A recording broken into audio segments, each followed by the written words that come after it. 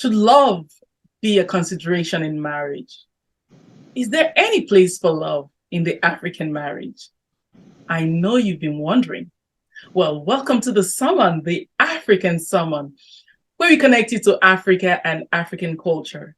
In today's edition, we'll be talking about the African woman again and her ability to fill her home and her marriage with love. And I couldn't think of a better person than Mama Tilder Kumichii to talk to us on this subject. Be sure to invite your friends, your neighbors, your loved ones, and join us for this conversation. While you're at it, do not forget to subscribe to our channel, like our videos, and share.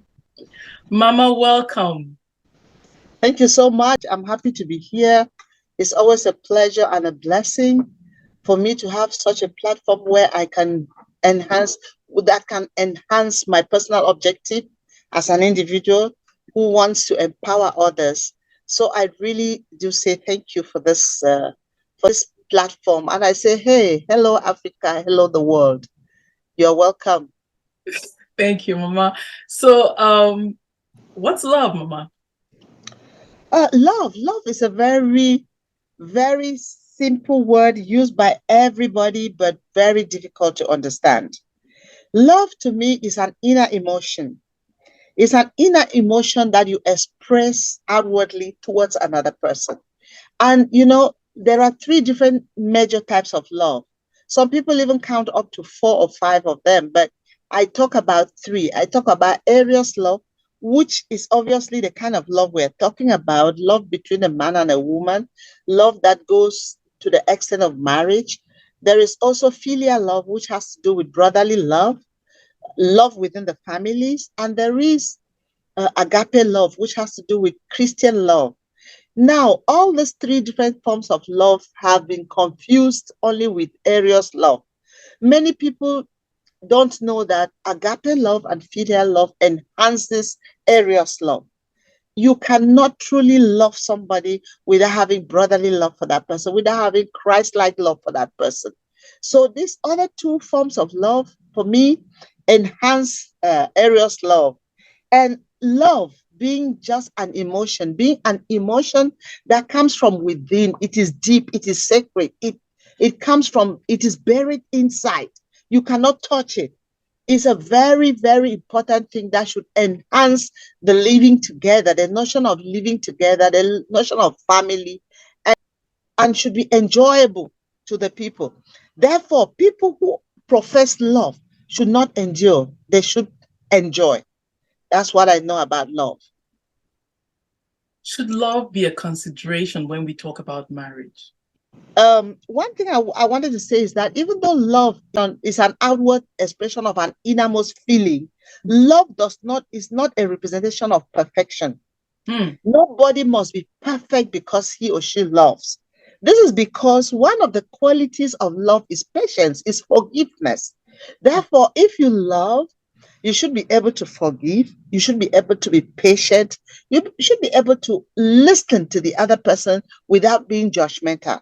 So forgiveness, which is a very vital part of love, it should be taken into consideration with the seriousness that it deserves. It takes a level of love to be able to forgive. So if you don't love, you cannot forgive. And if you do not have that virtue of forgiveness, you may not be able to succeed in your love. Now, to your question, should love be part of marriage? Oh, of course. What is love? Love is part of marriage because marriage is all about romance. It's all about care. It's all about feeling each other.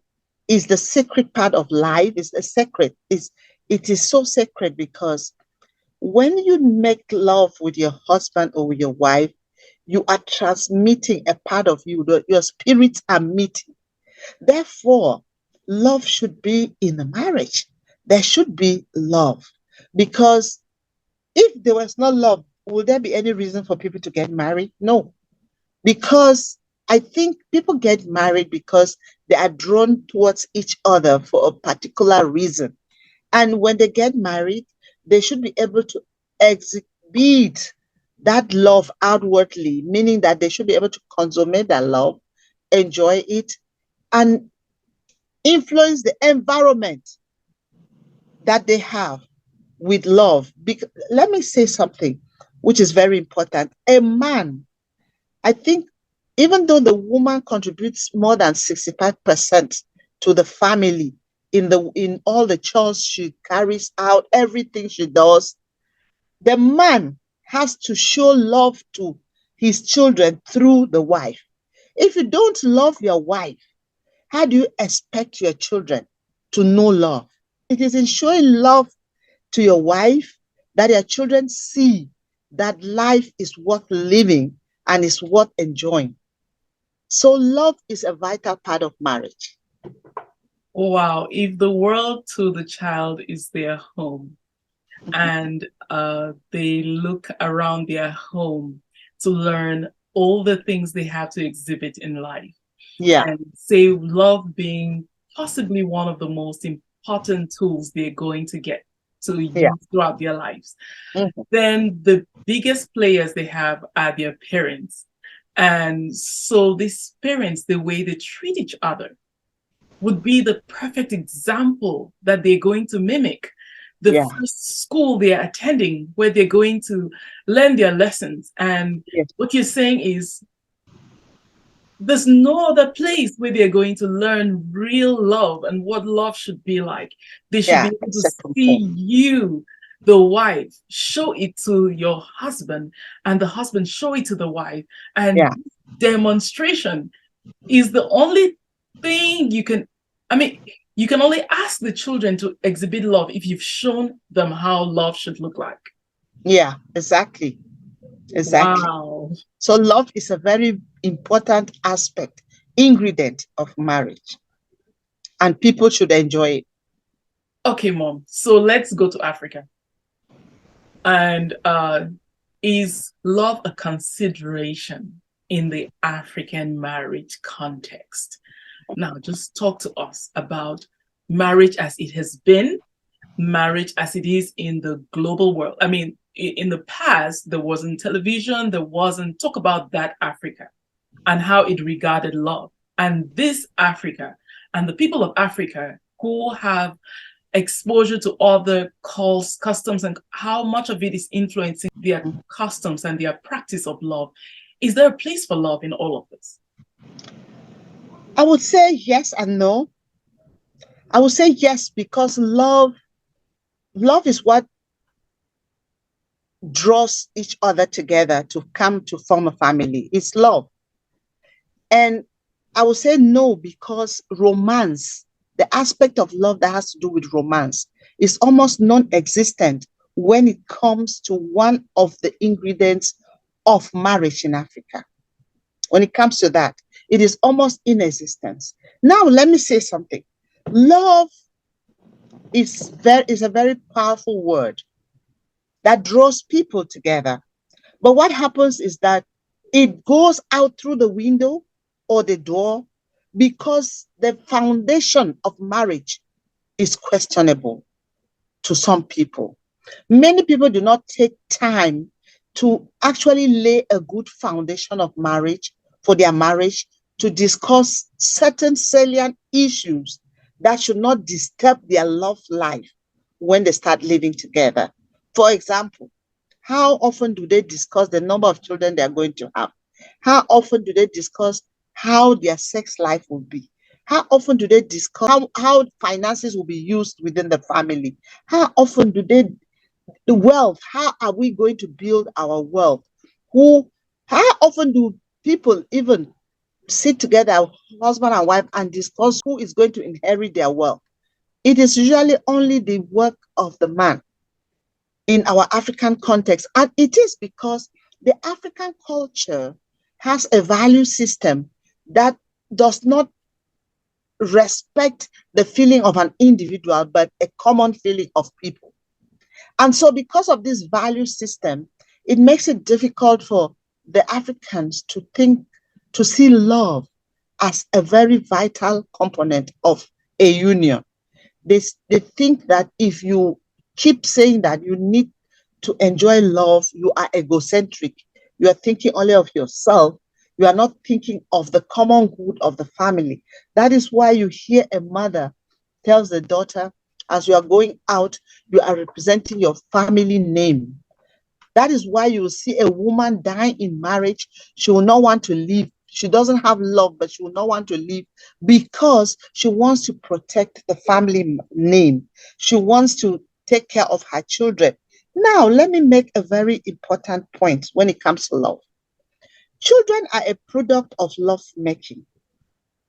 And so there is love. Because if you don't love somebody, you cannot go to sleep with that person. But the children have, in Africa, we view children as the most important aspect of a marriage rather than the feeling of the family or of the man or the woman. We have completely forgotten that children are, if I say byproducts of love, somebody may, Should be. somebody, yes, should be. Somebody will look at me as a crazy woman, but I am saying that children should be a product of our love, meaning that when children come in, the love between me and my partner should increase so that this love between us can help enhance the love that is in the children, should bring out their inner persons. It means that if children should be the product of love, they should not stand between the husband and wife. They should not constitute a problem. I say so because most people do not show love to their wives. Immediately children come in. The wife sends messages to the husband through the children. Husband sends messages to the wife through the children, and the wife does same. And sometimes the children come to know too much, whereas they were not supposed to know. We are the ones bringing them. So for me, I think that love should be in African marriages. It is there, but it is the love tools that we use are so unconventional. They are not the regular love tools that many that we read in romances, we see on TV, that we read in books. Mama, I hear you. And I think you've just opened my eyes to something which I never really knew existed. So, well, I think I knew a dimension of it existed, but not the way you've put it. And really, so when I always understood in the African setting, two families come together.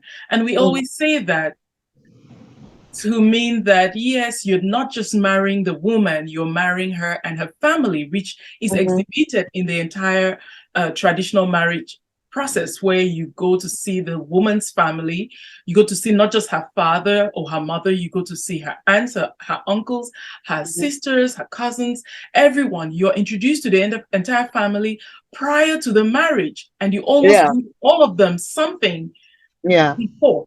Now, I never realized that the emphasis was really in meeting that entire family, and it was taking away from the person. But it makes sense. What really is happening, obtaining in the African marriage, from what you described now, makes sense because it's really void. But then you find families so happy with a woman that has been married into that home that they fail to hear the complaint of their own child.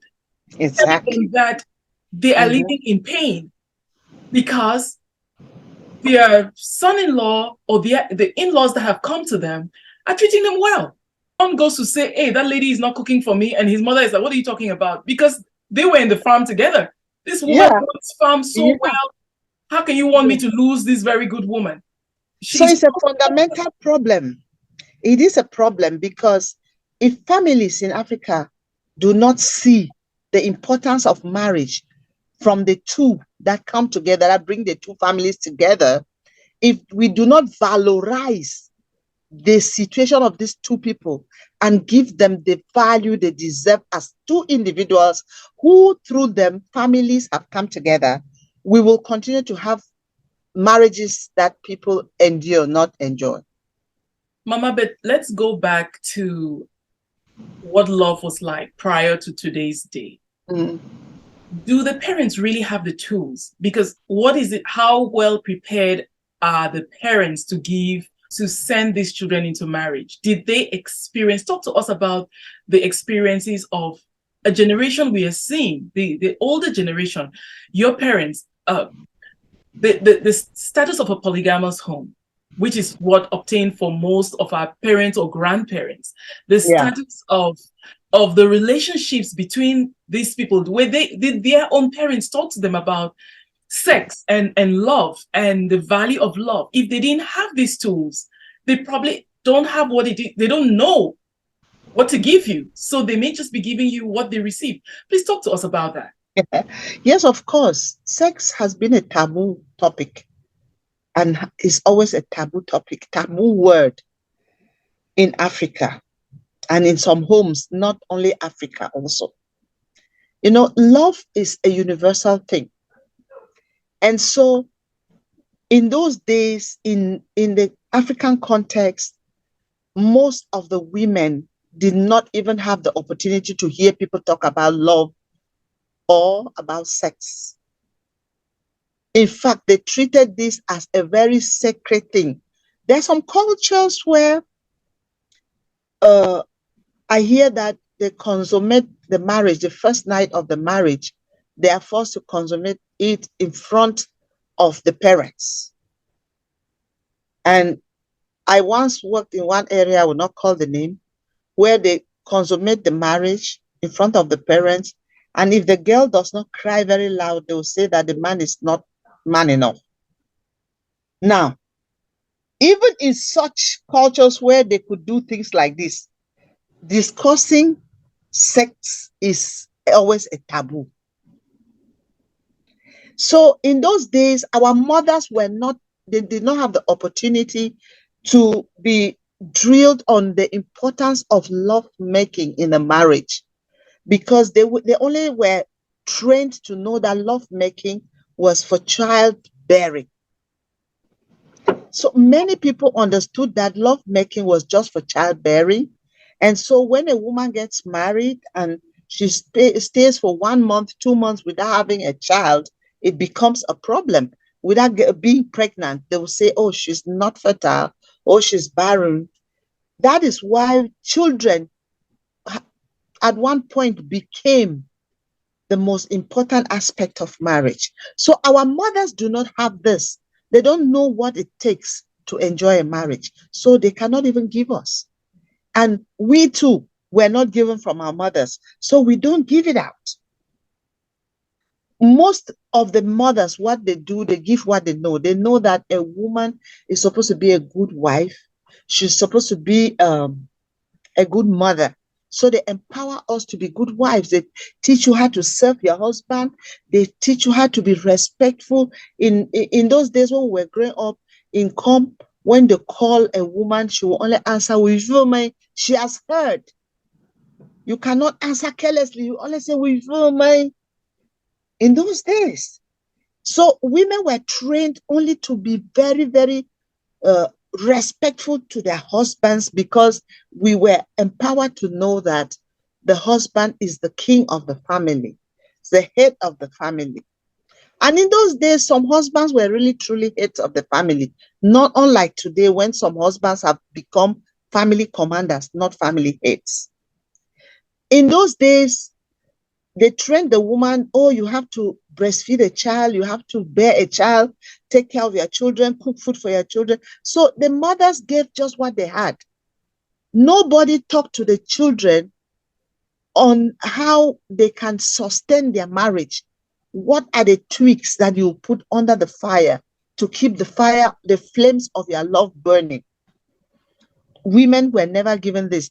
And I don't blame our mothers. They never knew this. They were not given that.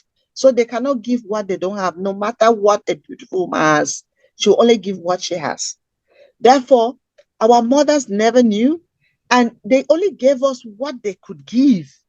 Mom, there's the example of the polygamous home where I think you had mentioned this during a conversation we had about the mother. She only knew her husband. She was in a polygamous situation. She only knew her husband when Yes, he that's a clear example. I've had lots of examples because I work on this over 30 years today, and women, many women feel secured when they talk about their issues to me. And so one of the friends, when I was still quite young, she came to me and said, look, in fact, she came because she had a problem. She had stepped out of her marriage. She stepped out of her marriage because she had 5 children at the time. She was just a baby making machine. She never had love from the husband. The husband would not spend time with her. The husband would just come to her when he needed her, and the husband knew her ovulation cycle only come when he knew that she was going to take the baby. And once he dropped the baby, he went until the baby would be about 2 years. Then he would come back and deposit another one. So within a short space of time, this young girl had 5 children, and she never knew what lovemaking was. Unfortunately for the man, there was one of his friends that loved the woman, and he kept knocking and knocking and knocking and knocking until this woman gave in one day. And when the woman gave in, what happened? She discovered lovemaking she discovered something else that transpires between a man and a woman that she never knew. And for that reason, she told me, Tilda, I have to confess. And she confessed and told me that from the day she stepped out of her marriage, she doesn't give value to her husband anymore. He called me. Those are the words that she used. This man, they called me, meaning that the man does not appeal to her, and she doesn't feel anything about this man. So with this example, I'm telling men, if you don't exhibit love in your marriage, then you want the woman, the day the woman steps out, she's gone. She's gone because she has discovered something that you are not giving her. And also she's gone because she needs to be loved. There are so many things that African women do not do, women and men alike don't do to keep love in their marriages. There's a lot to be done. Tell us more. What are those things? What are those things? Now, I would start by talking about a girl who gets into courtship with a man. Most often they live a fake life, the girls and the boys alike. The girl is struggling, is like throwing corn to catch a bird, a flying bird out there. And the man too is doing so. What most women do is that they are fake. A woman does not know to cook. She will not let the man know that, yes, I don't know how to cook, but I'm willing to learn. If you let the man know that you do not know how to do it, but you are willing to do it, the man will help you. He would say, okay, I'll get married to her and help her grow. But most often you see women run to the restaurant and buy food, prepare and put in dishes and serve to this man. The man knows that they cook the food. And then if you are a woman who wakes up from bed and you don't feel like making up the bed immediately, it is a bad habit, but you can change it if you accept. Rather than pretend when you go sleep over with a man, you wake up and struggle, fix the bed and make it like that. Then tomorrow when you get married, you wake up, you don't care about the bed. The man will have a shock. There are some men who invite their women who are, when they are in courtship, they invite the women to other people's houses. They go borrow shirts and wear to show that they have. They borrow cars and drive to show that they have. But they're actually living in a sham, in a place where you cannot see. Why not take this girl to that place? Let the girl know that this is the reality of the man I fell in love with, and decide whether she can get married to you or not. So there is a lot. This pretense is what has made fakeness in relationship. And it brings a culture shock when they start living together. The man starts witnessing some attitudes that he never saw. The woman starts discovering.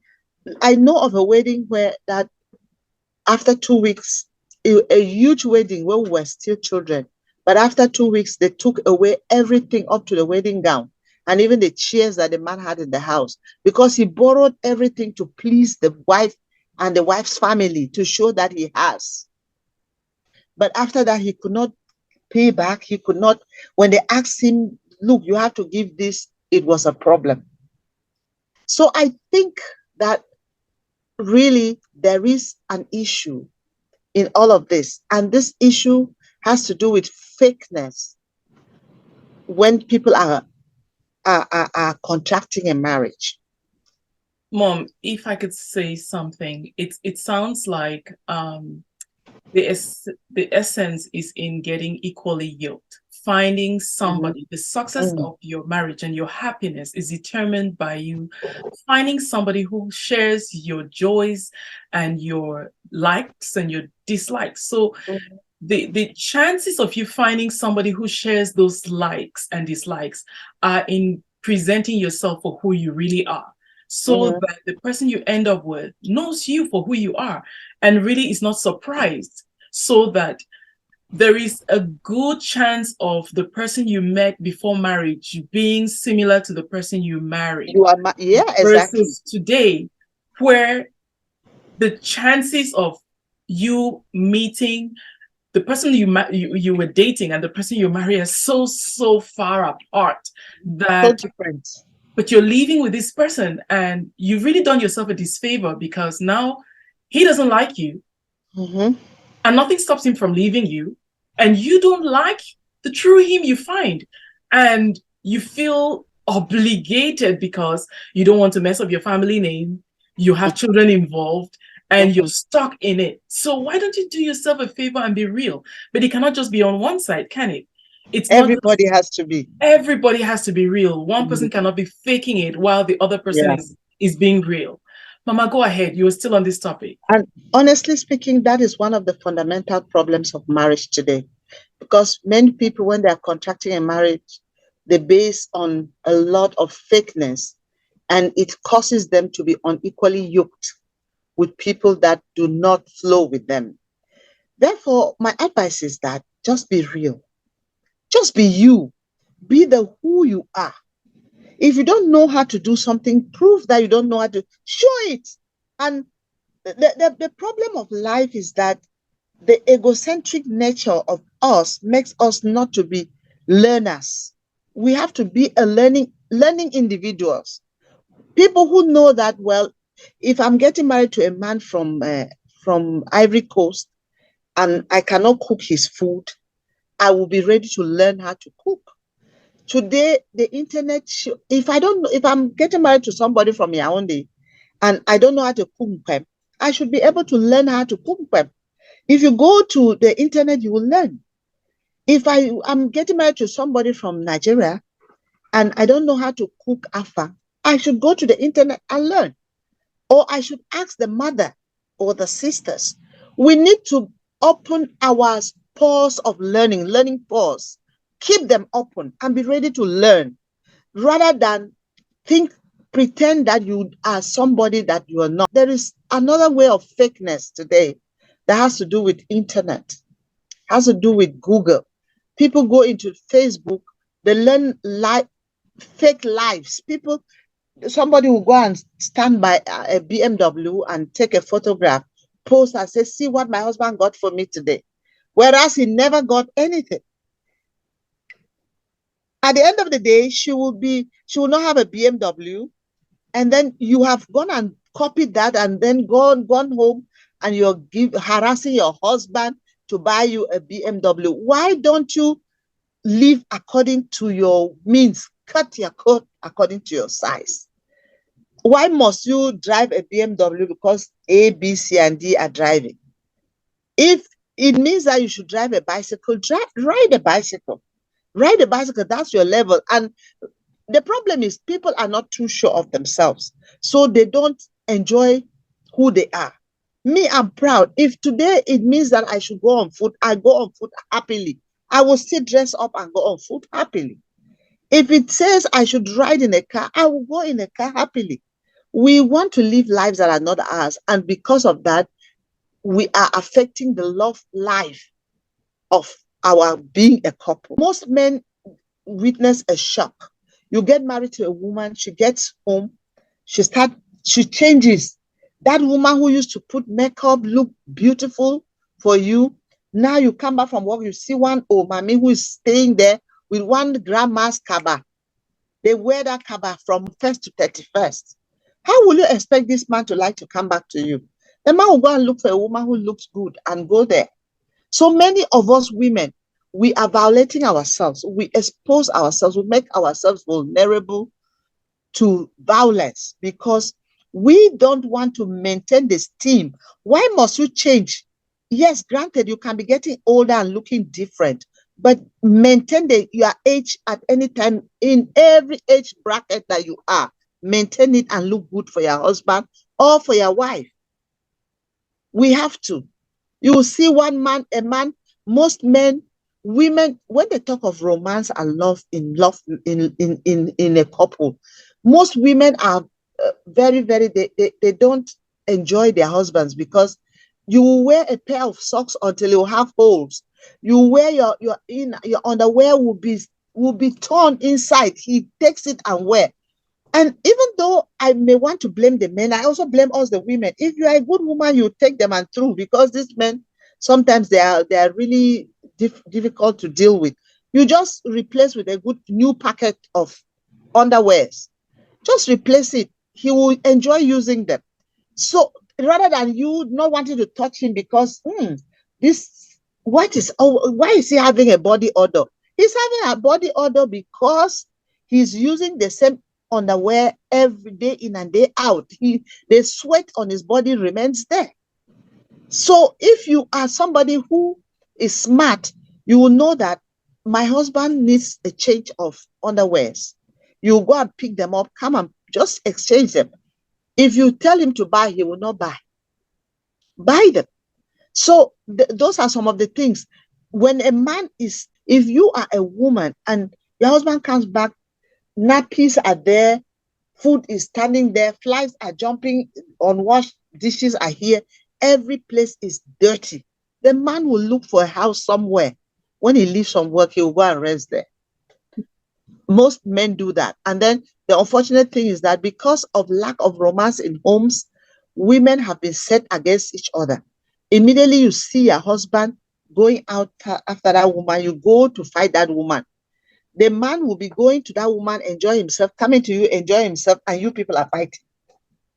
While the man is free, he has no problem. He's moving from one home to the other, enjoying himself. But the women are quarreling, they don't greet each other, they are fighting. So there is something more.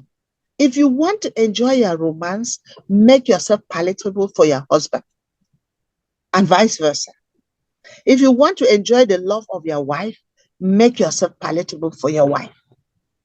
You've talked about cleanliness. You've talked about what you do before, making sure that you understand the partner before you get married. How about communication? How about all the things you can do to spice up your marriage, Mama?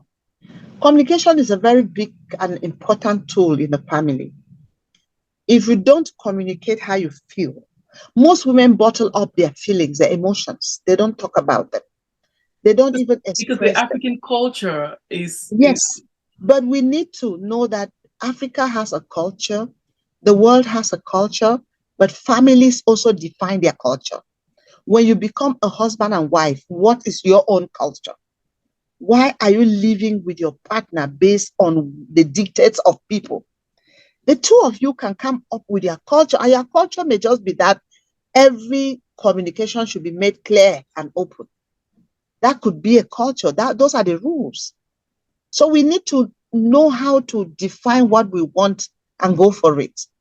Now, most of the cultural people, the cultural aspects of life are based on the fact that we do not even agree to be ourselves. We are in a box. We don't want to speak out. Break the silence. Speak out. Unzip your mouth and speak. That is what should be. Most women are dying in silence. And when you are dying in silence, when you don't speak out, you will suffer from psychological violence.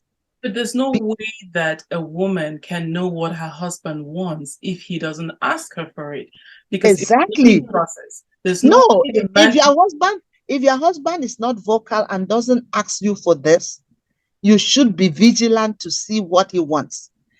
Look, the romantic nature of an African man, or most African men, is so unconventional.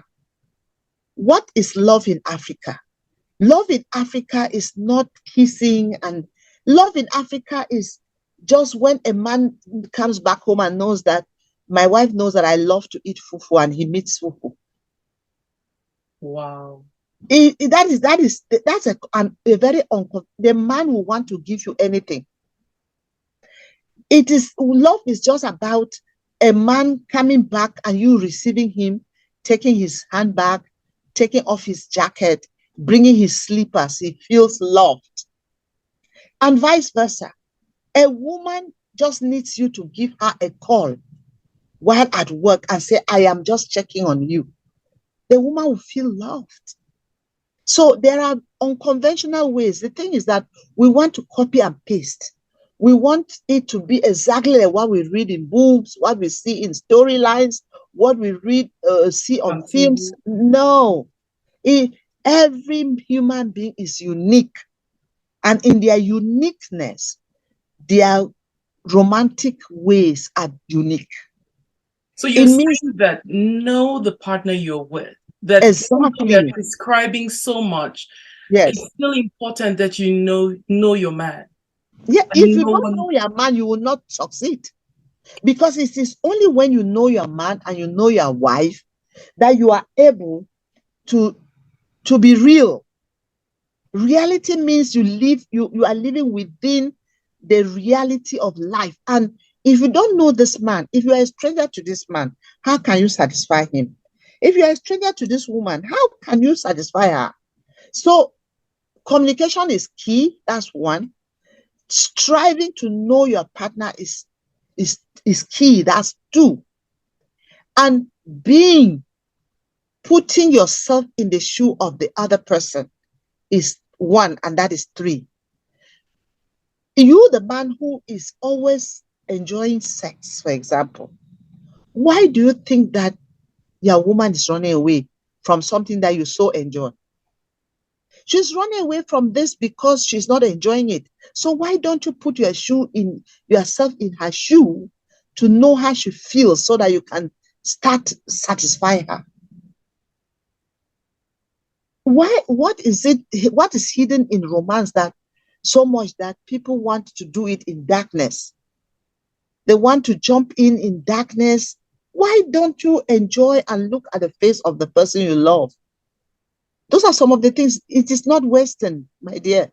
It Mama, is, the woman, regardless of whether she's African or not, has a different response to sex. And maybe it may be just the chance for us to bring it out here. Has a of different course, response. Men would get to an orgasm like you don't even need to want them to, as long as they decide that they want. men are smart, men are fast. Men, wait, have you ever watched the cock and hen? No. If you watch the cock and hen, there are some men who are using the cock and hen strategies. Where the cock just sees a hen and just makes his hands like that and climb, and 2 minutes is gone. That is not right for humans. A woman takes time to arrive, to bring her mind to that, and that could take a whole day or a week.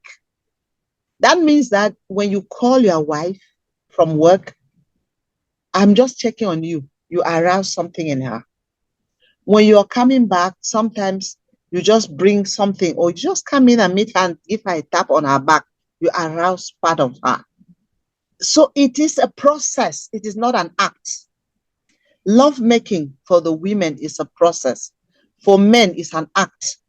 The other day I went to a shop and a man was so overtly attracted to me to the extent that he was doing everything for his body to touch mine. Even when I went and stood at the register, he would come. When I was picking peanuts, he came there and pretended that he too was picking peanuts, and he was actually rubbing himself on me.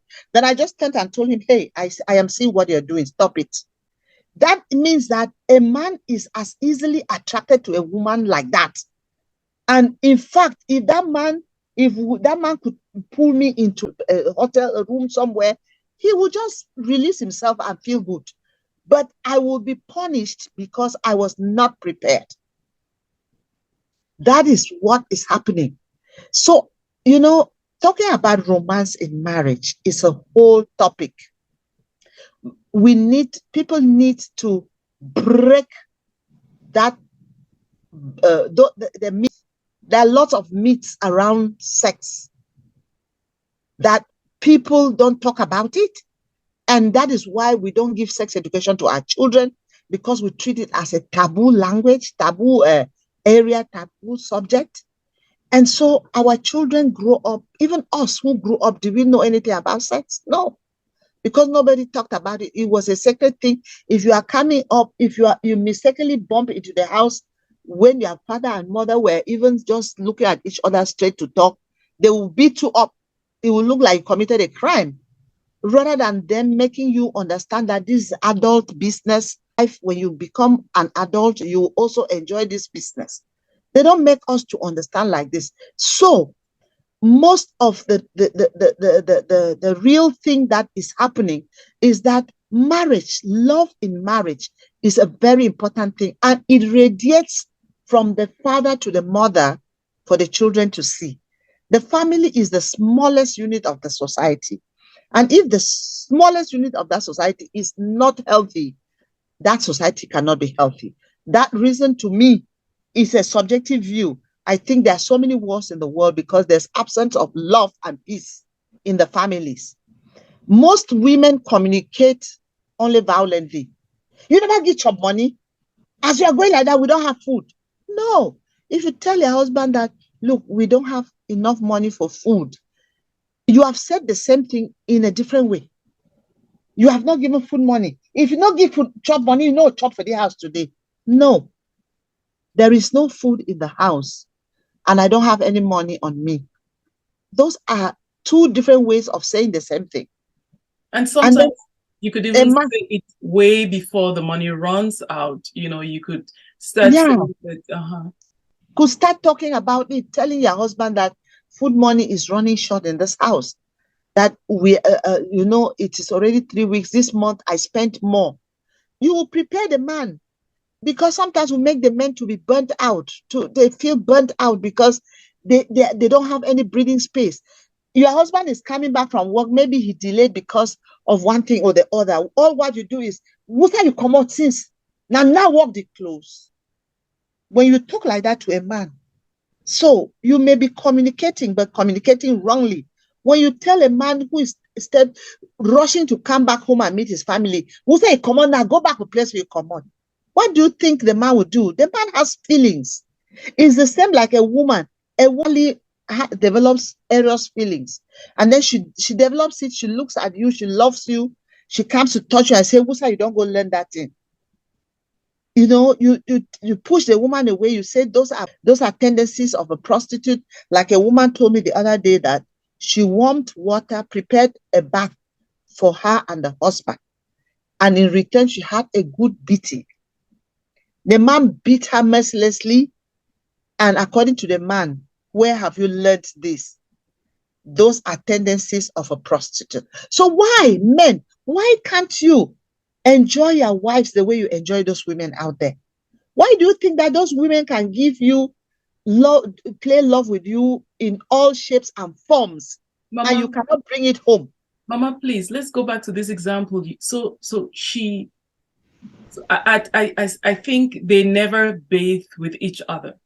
So she probably just learned that, it's a nice way to enhance love. Exactly what we're talking. Comes back and tries to have the same thing happen in her home and share this special moment with her husband. Yes. Hoping that he will enjoy it and she would enjoy it. Enhancing love in her home, but gets the opposite. The man, based on his concept, he doesn't know what's going on. He just realized, he's wondering whether his wife has learned this through prostitution or he's trying to move them towards probably the culture believes it's prostitution, and decides to beat her. The evil out of her. There's so many examples. This one of bathing, preparing water to bathe with your husband. You think there's a quiet moment that I'm going to enjoy with my husband. We will talk. I will feel good. And then he beats you.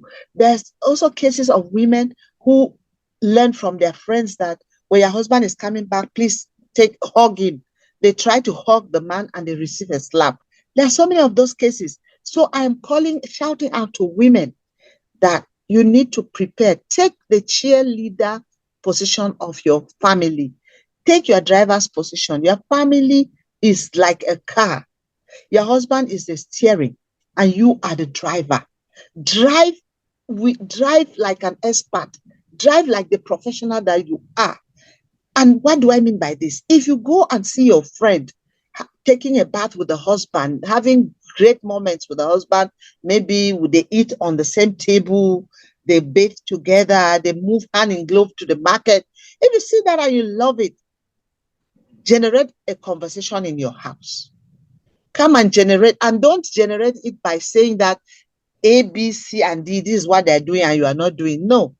Just tell your husband that you like that when you cook food like this, you serve it and you people eat on the table. Most women have driven out love in their marriages because they cook food, stay in the kitchen and eat. And then they send their husband's food to be served to them. The man has learned to eat alone. So why do you jump up today? You want that the two of you should eat together? It's the same. Why, when you got married to your husband, why did you not start the foundation of your marriage by preparing water and a bath for the two of you? Why did you start making it? Why do you, in the morning, your husband is bathing to go to work, you are lying in bed, relaxing there. He goes and then you come and bathe. And then tomorrow you just jump up and you want to have a bath with him. That will be a problem. He will not understand it. So you need the tweaks. I use this word tweaks because I'm a Baptist and I'm a 3H girl, and we were taught on tweaks of love. One of the tweaks is the manner by which you communicate what you have to communicate. If you see that this attitude is good and you want to adopt it, you know when your husband, every woman should, I expect every woman to know when their husband will listen to them. That secret time that your husband is in love with you and making love with you, you can use that. And he will listen. Proud to making love, he will listen to you. Every woman should know that time. And no time is unique for everyone. Now, if you know that time, use that power. God gave us a lot of power as women. So use that as the driver of that car to pass your information to your husband. I wish after this love making, so me and you just enter bathroom, we just enter the bath. Or if your husband wants to make love to you, why don't you jump into the bathroom and invite him? As I beg, come on, wash me fresh before we go out. There's a lot that we can do. You can actually be the driver of your home, and before your husband knows it, you have been driving that home for long. The woman has 75% of power in the house, and the man has only 25.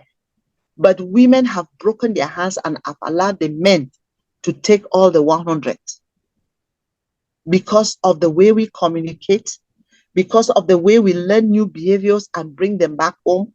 We bring them back home in a comparative manner rather than in a restitutive manner. You have to restore. We are using only, most marriages, we use retributive justice. The man does something and we just punish him rather than restorative, where you try to help your husband not to do that again tomorrow, and vice versa.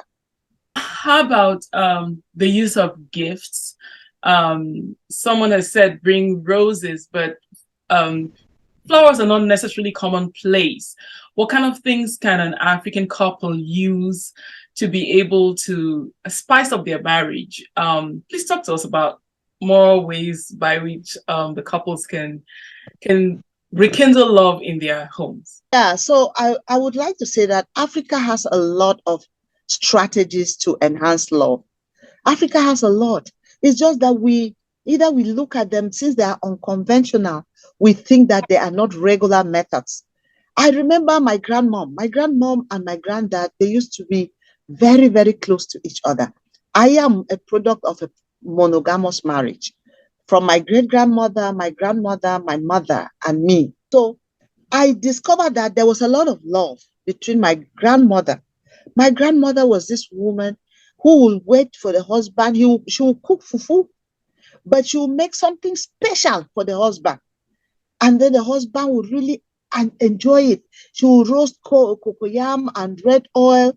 She would, when we are about to sleep, because I grew up with my grandma, she would take the cocoyam and the red oil in her little basket and go to the husband's room.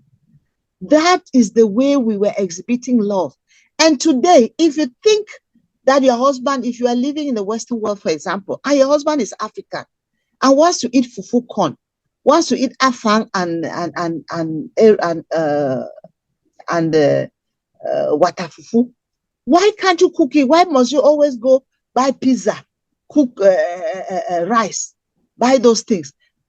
No, that now it brings me to what I want to give as an advice to African women.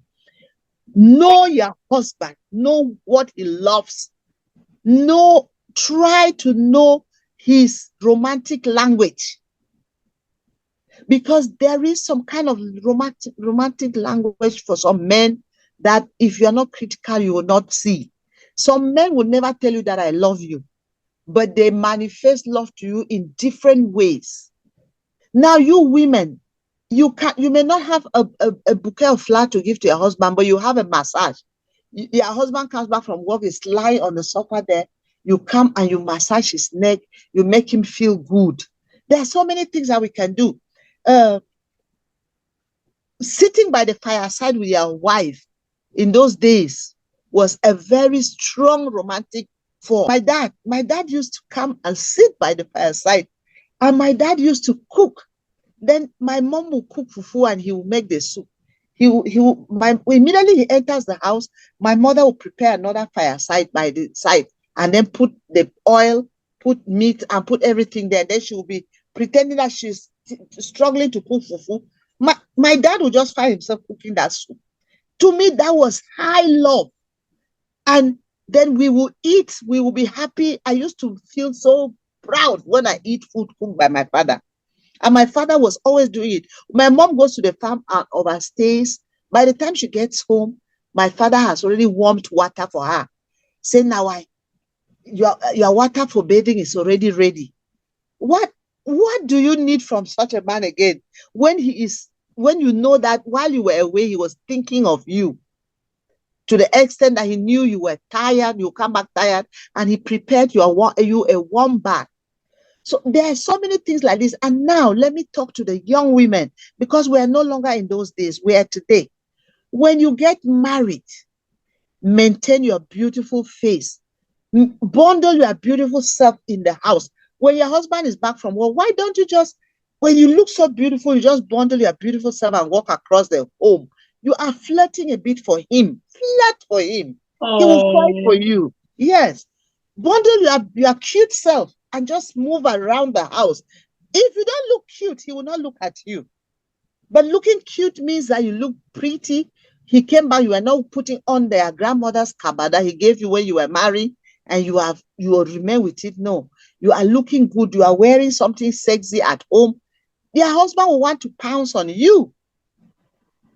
You know, my best time that I have is when I look at my daughter and the husband playing their love around in the house. I feel good. I feel it gives me pleasure. So you young women, stop forgetting yourself.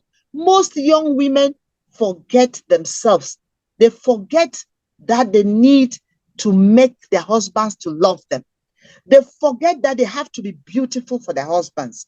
You see them with terrible hair. You go and apply rasta and it stays for months. It's smelling. How do you expect your husband to come and hug you with that hair? The thing is there. Even if you have one, keep it clean. If you have one gown like this, my own, wash it. When your husband is coming back, you are dressed up and you look good and beautiful. You don't need money to look beautiful, ladies. You don't need money to be pretty. You need your consciousness to be pretty. Be conscious. If you were the woman staying at home, if you were the woman going out and you come back and meet your husband looking dirty like that, with the whole house, nappies are here, dishes are there, flies are flying there, every place is upside down, will you like to enter that house? Another thing is that we women, we are not humble. The African virtues are that we should love and humble in humility. We should not love in fear. We do not exhibit humility, rather we exhibit fear. If your husband comes back from work and you receive him, you put him down, you bring water for him to wash his hands, he will look at you with some different corner eyes of love. This woman has served me water to wash my hands with. Just come and say, wash your hands. Nowadays, because of westernization, we just allow them go to the sink. No, it doesn't show your love, the love you have for your husband. Sometimes when you are busy, he can go to the sink. But once in a while, just serve him with water to wash his hands and eat. And often when he comes back and he's eating, even if you are eating, pretend that you want to eat with him. Most women, there is no link in the marriage, in a couple. The man is doing his own things. He comes back and eat. He comes back, eats alone. You are eating alone. You cook food and eat in the kitchen.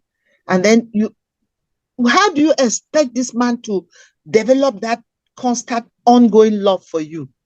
It must not be in the words, I love you always. No, in the actions.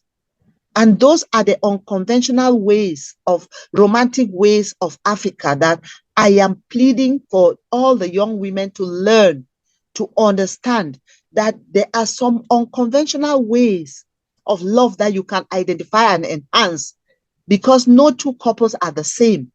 Everyone has a different way of exhibiting love within their couple. So if you are a woman, make sure you know what your husband likes. Stay beautiful for him. Give gifts, little gifts. If you cook food and you know that your husband will eat and very soon will like to drink tea, why has he been sitting in the house like this? I just come with a cup of tea for him.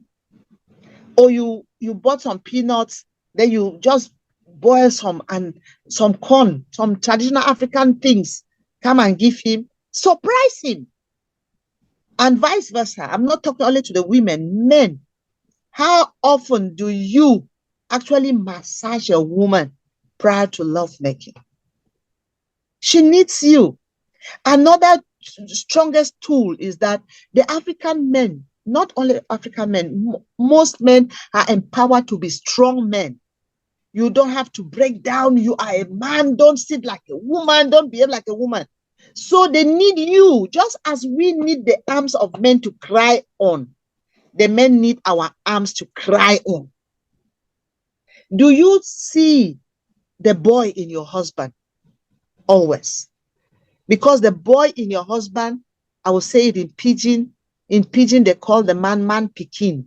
Because the man leaves the mother's breast to your own as the wife's breast. So why don't you see the boy in your husband and bring it out by showing some love, pampering him? Who said that only men pamper women? Women should pamper their husbands. The fact is that when we see a woman pampering the husband, we say he has put the man's head under the armpit. If you see that somebody has put the husband's head under the armpit, go and put your own. Stop condemning her because she's just doing what she should do. Go and put your own and allow this one to enjoy her own marriage in her own way. We should stop doing these things that are very, very detrimental to our love life. Women, make sure that you make your husband be proud of you. Today, let me give you another romantic thing that people may not see. There was a day a huge meeting visited us, and I was a moderator. Then we said they should do self-introduction. Most of the women stood up and said, Je suis Madame le Ministre de this. I am the wife, I am Madame this. They give the man's name. Je suis Madame le Préfet, Madame le this. Then I stood up and said, my name is Tilder Kumichii. I'm a social worker. I don't know any of you. Who are you? If they take away le ministre, Who will you be? Can your husband, and now I come to the romance, can your husband be proud that I am married to this wife? Did you see my wife? Do you know my wife? Can your husband proudly tell his friends, ask his friends, do you know the kind of woman I'm married to? Women have lost the grip because of the notion of my husband. When they marry, they appropriate the man and they forget that they have to work to keep that man. They forget that they have to put in tweaks under the fire of their love so that their love remains at the same wavelength throughout their existence. Then they say, hey, I already don't married. I did fix my skin again for it. I'm already married. He is my husband. That is why the man will leave you, go and follow another woman. Instead of you trying to stop the man from following that woman, you will go and be fighting with that woman. The man is comfortable with the woman and is comfortable with you. He is fine, but you people are fighting. I want to ask, with the as busy as society has become, it's almost and people have different desires for sex. Mm-hmm. So how often should couples have sex? You know, as many times as they want, if they agree. The Bible says in Genesis that they shall be both naked, but they will not be ashamed. And the Bible also says that two people cannot work together if they don't agree. Therefore, if they agree to be having sex every minute, they have agreed and they are enjoying it. The problem is that sometimes the man just pounces on the woman, and there is a lot of intimate partner rape. And then the woman finds that act as punishment to her. She starts running away. The problem also is that the man will ask the woman to turn like this, and the woman will just lie there like a log of wood and say, "I'm not be small girl anymore."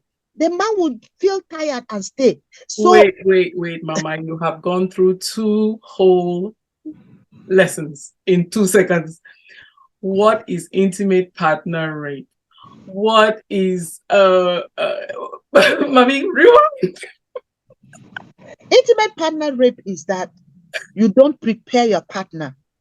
You don't prepare, whether it's a man or a woman, you don't prepare. You don't make them feel loved before the love act itself, the sexual act. You just wait. When you have the notion in your mind, you pounce on her. Whether she accepts it or not, you say, I bought you my money. You are my property. And then you hear other women say, no, as a wife, you must accept. You must be submissive. You must, no. If you make love to me when I'm not prepared, that is rape. And you know, rape, most rapes are consented. There's consent, because when a woman finds herself wanting, she will give it. And even though she doesn't enjoy it, she will just flow, because she wants you to finish what you are doing and then let her alone. So there is intimate partner rape. The intimate degree of intimate partner is violence is so high. We don't know what happens in those rooms. When two people are quarreling, they come out from the room. Let me say this. They come out, when I go there with my back of conflict manager, I try to mediate. You ask the man, what is happening? Ask madam. You ask madam, what is happening? Ask patron. Know that it is sex. It is the bedroom. Most marriages are breaking from the bed. But we pretend we don't want to talk about it. So we need to break the silence, come out of this taboo and speak out. Mama, some people are afraid that they may speak to the wrong person, and instead of helping the situation, they become the story of the city. You know, you go tell somebody what's You're right. No, but the speaking out here, I am saying speak out, beginning with you and your partner. Begin with you and your partner. Before you share your problem to anybody, make sure that person is that expert that will not take it out. Okay, you were mentioning a rape amongst a married couple, and I could not help thinking about the story of Osinachi, the Nigerian gospel singer who was beaten for so many years by her husband to the point that she died. Mm-hmm. We think that beating is no longer taking place. But her example shows that it's going on behind It takes behind place, closed yeah. doors. Mm-hmm. But we will hope that it's not as bad. There is one form of torture which is even more potent than Yeah. the beating, and it's psychological battery. Could you please talk to us a little bit about how that manifests, both from women against men and men against and men against women, and how that really destroys love in the marriage? Yeah, exactly. This is a very powerful question. And I would start by saying that gender-based violence is killing many people, whether it is physical, sexual, or psychological. And I'm very happy to give an answer to this question because I have been active in this field since early 90s. So I've spent a greater part of my life working on things like this, and I've seen the evolution. When we started working against gender-based violence, we were shouting out against torture, with no, not against torture, against physical violence, against sexual violence, and psychological violence. We used to talk about it, but not with the emphasis that should go with it now. Why? Because at the time you could see that people are being battered, people were being beaten, people were having bruises all over, and you could also see that people were raped, but you could not see psychological violence because it was just silent. Now, what has happened over time is that it has evolved. Violence against women has evolved. The men, and even not men, I'm sorry for that word, the perpetrators have reviewed their strategies, and now they are inflicting more of psychological violence. And so there's a lot of psychological battery that is going on. That is reason for depression, for suicide, for hypertension, diabetes, and all these illnesses that women nowadays do develop. Sometimes you will be with a woman like this, and you just see that woman growing so unnecessarily fat. She's suffering from depression. You will not know. There are so many people who are depressed, and they are right under our nose trees. We don't see they are suffering from psychological violence. There are some men who just snub a woman at home. They will never talk to her. They will not be talking to her. She will be suffering. There are some men who don't give any opportunity for conversation. They don't give it. And so the woman is stressing and suffering. She cannot speak out. There are some women who use sex to psychologically torture their husbands, and vice versa. There are some men who say, okay, I will never touch you again. And then you will be suffering. Look, to the men, when you give psychological violence on your woman, you are preparing to become a widower, and vice versa. Because there are so many women, there are so many married widows today. In my organization, we call the married widows and married widowers. People who are living as a couple, but there is no couple.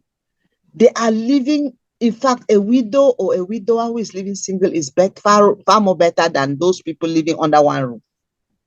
We have so many people who are suffering. And for you to stay in that mindset and die, I prefer that you leave. I tell people, I prefer that my daughter comes back to me alive than to come back in a casket because she was trying to sustain marriage.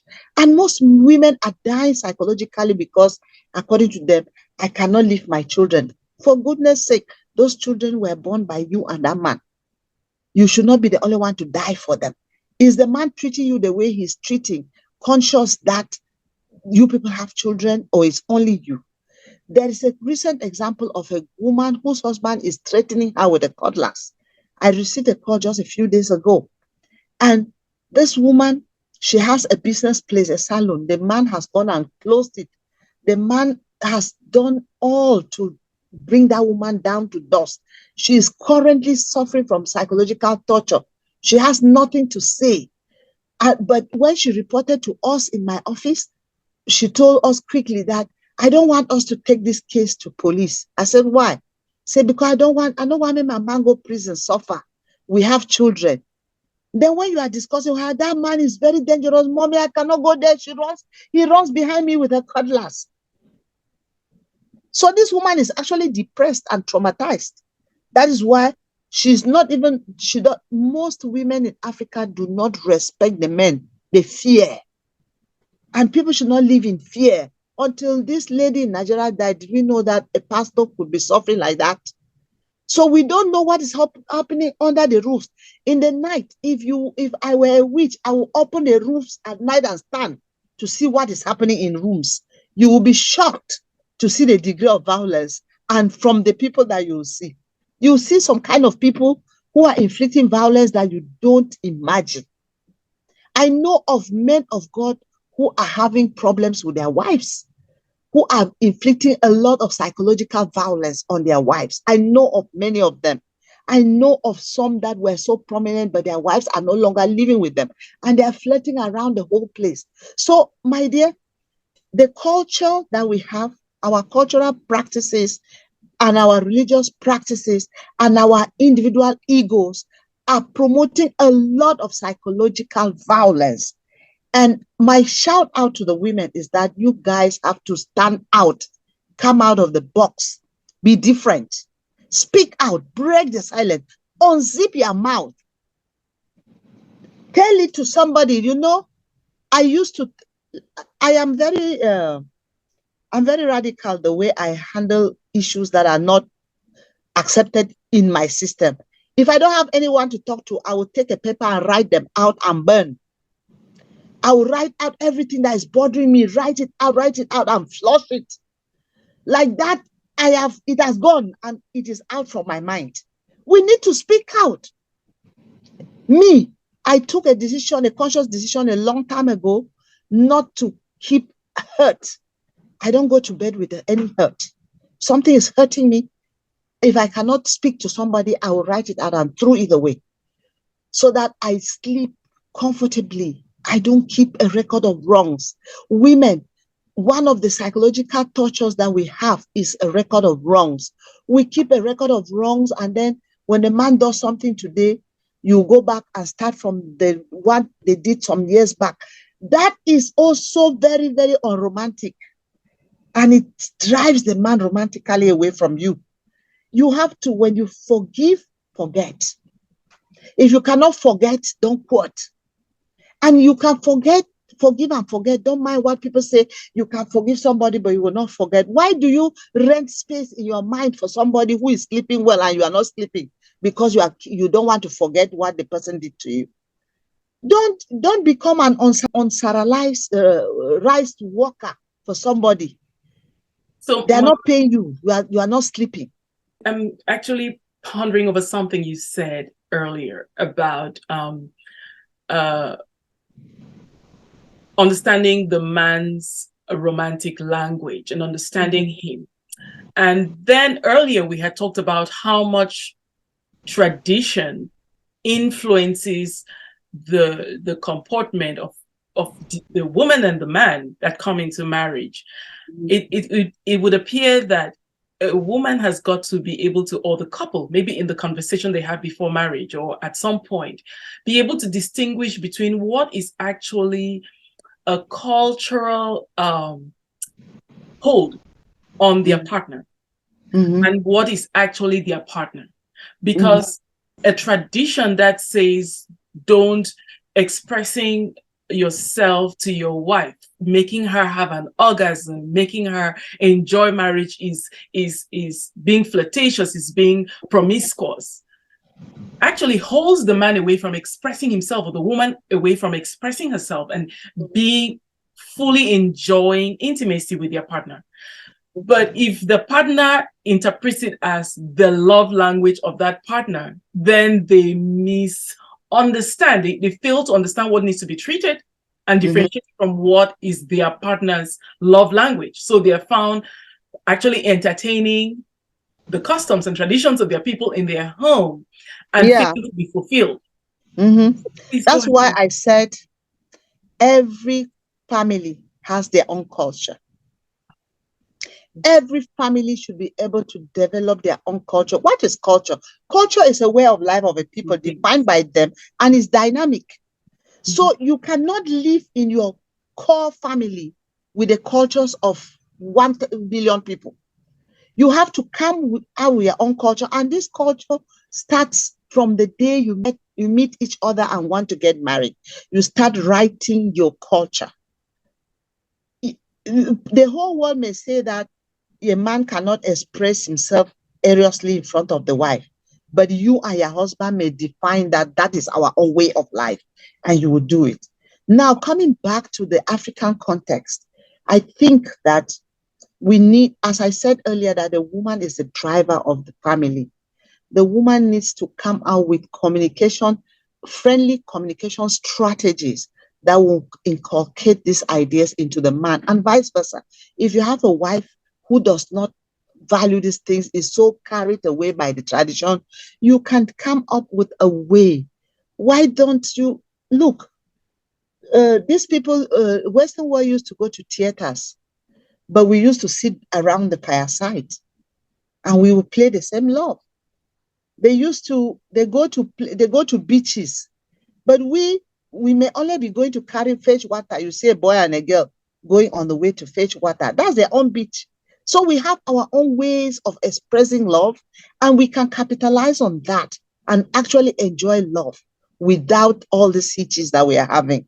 That's what I know. So, Mama, should a woman enjoy sex? Oh, of course. Of course. No, every human being has a right to enjoy sex. It is a fundamental right. To the man who is struggling to say, how should I discover my wife, knowing that she's so slow in getting to an orgasm? How would I even know that she has an orgasm? Or many women don't even know what an orgasm is, and they will not even know if they Women got don't to an know it. orgasm, what it should feel like. Women don't know that most women don't know that there's something that exists like orgasm. But look at this. A man who truly loves the wife and has that man in him, that masculinity in him that brings out the perversive sexual behavior in him. If you do that to your wife, you're training your wife. Because in doing that, in being perversive over her, you provoke all the parts of her body to act, and she will discover herself without you saying anything. The problem is the men want to preserve their wives in the house, then go and do all the kind of gymnastics that they do with the women out there. Do it in your house and bring out the woman in your wife. Yes, the women are a very, very unexploited component of life. Exploit the women's romantic components by provoking, by doing it, by provoking it to come out. If you don't provoke the woman, if you don't touch the woman, cuddle her, do things, she will not come out. So instead of running after women out there, go come back home, you have the same. Women in Africa, in Asia, in America, wherever, they're the same. Now, lie, there is nothing of I'm eating cocoa, let me go and eat corn. It is the same. It only matters the way you want to get what you want from the woman. Gives back what a spermatozoa, she'll give you children. So if you give the woman love, she'll give you real love back. A woman reproduces just what you give her. That's what I know. Somebody says that if you see a happy woman in the morning, a woman who has had an orgasm or enjoyed sex, the world is beautiful. There's almost nothing that she touches which doesn't turn into gold. And if you find a woman who is sexually deprived, you will know. You see a moody woman. Everything she is angry about, every and anything, and turns everything down. What do you say about that, Mama? And that's your last question. That's a fact. My colleague used to say to me in the office, Tilda, why are you singing today? And why your foot sharp for down today? So, hey, you and Pa would have been slim now, huh? He used to ask me that. He used to pull my legs. This when you wake up in the morning, you will say, you wake up in the morning, you see a woman singing in the neighborhood and sweeping and just being happy, know that that woman enjoyed good sex last night. That is a fact. What you just said is true. Many, if a woman is sexually starved, you know, she's aggressive, unnecessarily aggressive. And even men, a man can kill because of sexual starvation. So it is food. It is food. That is why God created it. But we are using it as a cane, a rod to beat people with. Sex is food. It is food. And you cannot continuously refuse to give food to somebody who needs it, and then you think that you are doing well.